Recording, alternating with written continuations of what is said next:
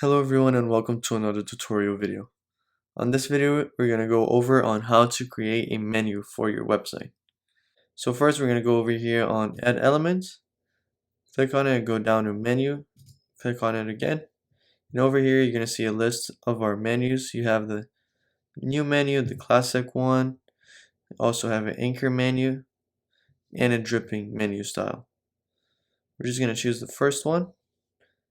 I'm actually going to choose this one over here because it fits better, I think. I'm going to put it up here where the menu would usually go. You can also stretch it if you would like and move it around as you wish. To edit it, we're going to right click. We're going to go first on appearance where you can see all the styles that we already have. If you want to add a style, you can go over here. If you want to change it, we have these ones.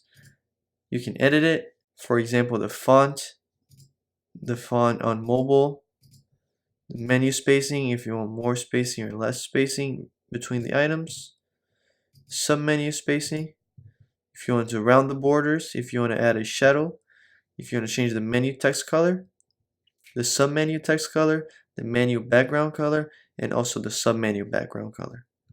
Once you guys select the fonts and the colors that you want, you can just go return, right click it again, and edit menu items. Over here where you can edit the name, for example, you can put this as home, and then products, and so on. Over here you can also add a link.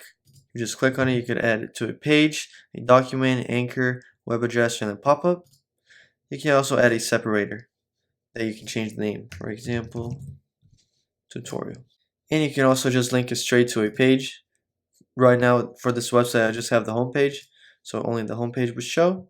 You can edit each one over here where you go to edit, and you can choose the action that you want. If you want to send it to the home page, you can do that.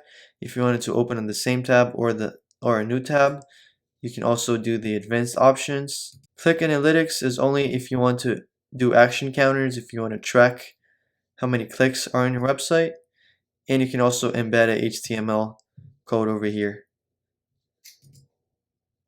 Once you do that, you can click OK. If you change all the names and everything, you can also click confirm. Your menu most likely look like this. I can just stretch everything out so they can fit. Next up, you can edit the devices. For example, the desktop. What type do you want? If you want expandable or normal, and what theme. If you enable burger menu, it will look something like this. For most websites, you would leave it as the normal one, like this, just because it looks better. This is usually used more for mobile. For example, over here you already have the automatic enable burger menu. You can change the theme.